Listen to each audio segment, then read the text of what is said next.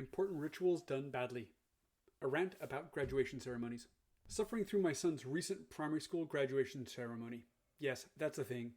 I inevitably was drawn to make comparisons with my own experiences with university graduation ceremonies, both as a student and a professor. As is probably evident from my rant about the coronation, I'm not particularly a fan of over-the-top rituals full of ostentation and empty words. I do nonetheless see the pertinence of ceremonies as a means to mark important changes in life and to highlight accomplishments. I'll leave the analysis of the nuances of ritual and the importance for different cultures to my wife, the anthropologist. Instead, here I reflect on graduation ceremonies and their importance for generations of students and their families to mark notable accomplishments and key moments in life, and specifically, how these ceremonies can and should be done well, but are often done badly. There are so many similarities between my son's graduation and those I've experienced at the university. The speeches by various school dignitaries, principal, VP, school administrator, and students were all far too long, 10 to 20 minutes each, and filled with politically correct, vacuous platitudes about the importance of future studies and careers. The students are only 12, what can they possibly know about their future careers or life choices? When these speeches weren't rambling off in odd directions with no evident purpose, such as 10 minutes on the career of tennis star Roger Federer, with far too much detail on his ranking and his successes and failures, there were personal reflections about life experiences that were more navel-gazing than in any way the sharing of sage advice. The worst, however, was the land acknowledgement followed by a modified Canadian national anthem, which demonstrated only the most superficial understanding of the complex history of Indigenous peoples in the Montreal area.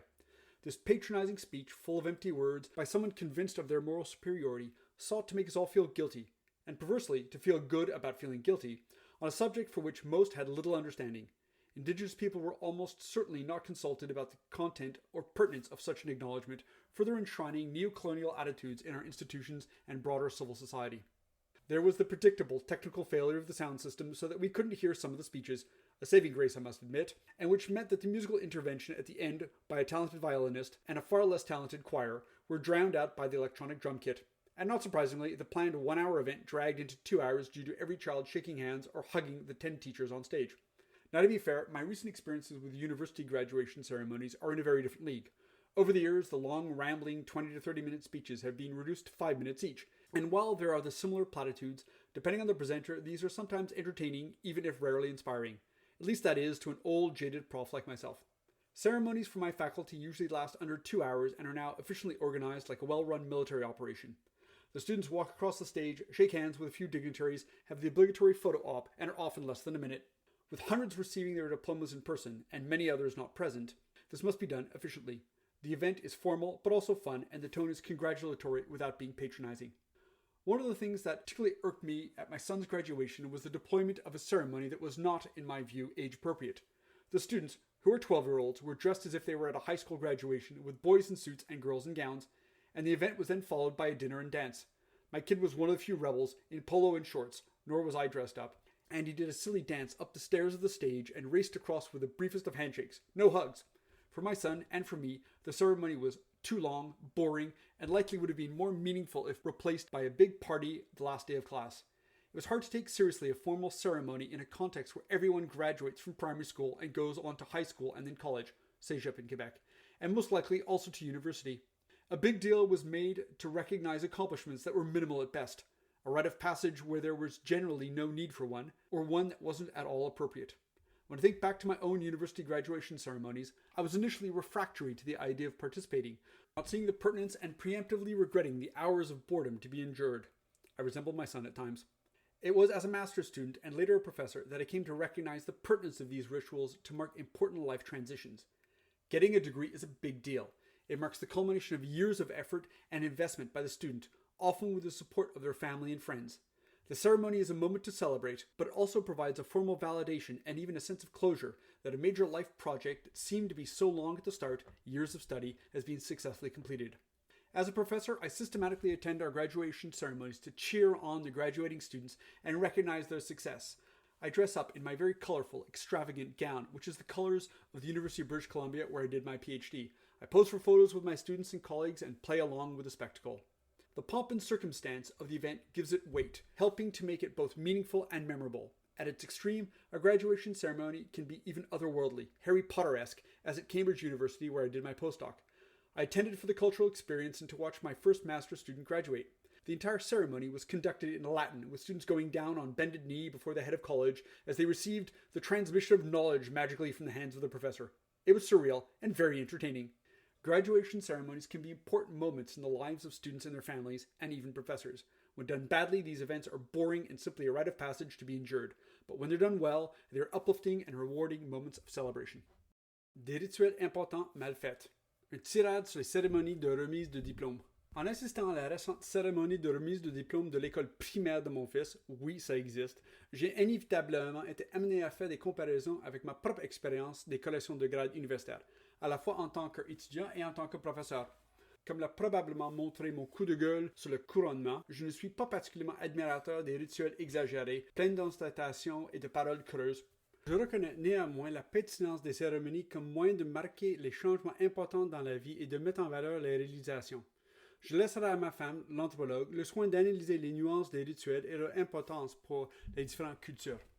Je me pencherai plutôt sur les cérémonies de remise des diplômes et sur l'importance qu'elles revêtent pour des générations d'étudiants et leurs familles afin de marquer des réalisations notables et des moments clés de la vie.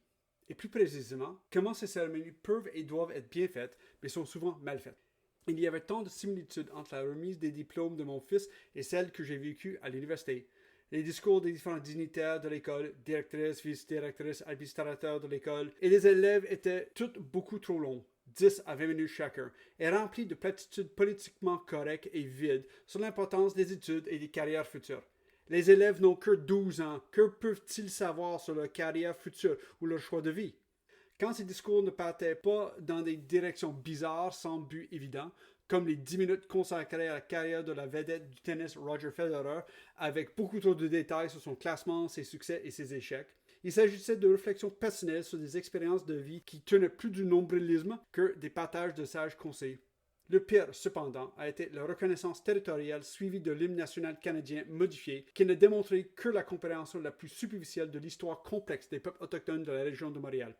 Ce discours condescendant, plein de mots creux, prononcé par une personne convaincue de sa supériorité morale, visait à nous faire sentir coupables et de manière perverse à nous faire sentir bien dans notre culpabilité, sur un sujet que la plupart d'entre nous ne comprenaient guère.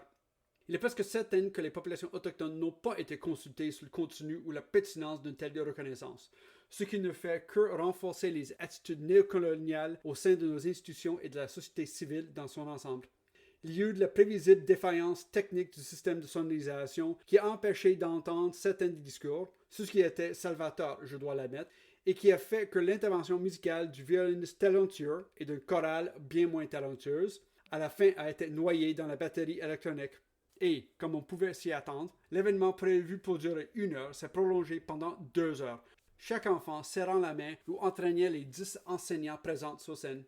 Pour être honnête, je dois dire que mes récentes expériences avec des cérémonies de remise de diplômes universitaires sont d'un tout autre ordre. Au fil des ans, les discours longs et décousus de 20 à 30 minutes ont été réduits à 5 minutes chacun, et bien qu'on retrouve les mêmes platitudes, selon le présentateur, ces discours sont parfois divertissants, même s'ils sont rarement inspirants, du moins pour un vieux professeur blasé comme moi. Les cérémonies pour ma faculté durent généralement moins de 2 heures et sont maintenant organisées de manière efficace comme une opération militaire bien menée. Les étudiants traversent la scène, serrent la main de quelques dignitaires, prennent la photo obligatoire et repartent en moins d'1 minute. Avec des centaines d'étudiants recevant leur diplôme en personne et beaucoup d'autres absents, l'organisation doit être efficace. L'événement est formel mais aussi amusant et le ton est aux félicitations sans être condescendant. L'une des choses qui m'a particulièrement irrité lors de la remise des diplômes de mon fils a été le déploiement d'une cérémonie qui n'était, à mon avis, pas adaptée à l'âge des élèves. Les élèves, qui ont 12 ans, étaient habillés comme s'ils assistaient à la remise d'un diplôme de fin d'études secondaires avec des garçons en costume et des filles en robe. Et l'événement a été suivi par un dîner et une danse. Mon fils était l'un des rares rebelles en polo et short, je n'étais pas non plus habillé chic, et il a fait une danse ridicule sur les marches de l'estrade et a traversé la scène avec une brève poignée de main, pas de câlin. Pour mon fils et pour moi, la cérémonie était trop longue, ennuyeuse, et aurait probablement été plus significative s'il avait été remplacé par une grande fête le dernier jour de classe. Il était difficile de prendre au sérieux une cérémonie formelle dans un contexte où tout le monde reçoit son diplôme de l'école primaire et passe au secondaire, puis au collège, cégep au Québec, et très probablement aussi à l'université. On a fait tout un plat pour reconnaître des réalisations qui étaient au mieux minimes. Un rite de passage là où il n'y en avait généralement pas besoin ou qui n'était pas du tout adapté. Lorsque je repense à mes propres cérémonies de remise des diplômes universitaires, j'étais initialement réfractaire à l'idée d'y participer, n'en voyant pas la pertinence et regrettant à l'avance les heures d'ennui à endurer. Je ressemble parfois à mon fils. C'est en tant qu'étudiant en maîtrise, puis professeur, que j'ai pris conscience de la pertinence de ces rituels pour marquer les transitions importantes de la vie. L'obtention d'un diplôme est un événement important. Il marque l'aboutissement d'années d'efforts et d'investissement de la part de l'étudiant, souvent avec le soutien de sa famille et de ses amis. La cérémonie est un moment de célébration, mais elle constitue également une validation formelle et même un sentiment de clôture qui montre qu'un projet de vie majeur qui semble si long au départ, des années d'études, a été mené à bien. En tant que professeur, j'assiste systématiquement à nos collations des grades pour encourager les étudiants diplômés et reconnaître leur succès. Je me parle de ma robe très colorée, extravagante aux couleurs de l'Université de Colombie-Britannique où j'ai fait mon doctorat. Je pose pour des photos avec mes étudiants et mes collègues et je me prête au jeu. La part de l'événement lui donne du poids, contribuant à le rendre à la fois significatif et mémorable. À l'extrême, une cérémonie de remise des diplômes peut même revêtir un caractère d'un autre temps, Harry Potter-esque comme à l'Université de Cambridge où j'ai effectué mon postdoc. Je suis allé pour l'expérience culturelle et pour voir ma première étudiante de maîtrise recevoir son diplôme. Toute la cérémonie se déroulait en latin, les étudiants s'agenouillant devant le directeur de collège pour recevoir, comme par magie, la transmission du savoir des mains du professeur. C'était surréaliste et très divertissant. Les cérémonies de remise des diplômes peuvent être des moments importants dans la vie des étudiants et de leurs familles, et même des professeurs.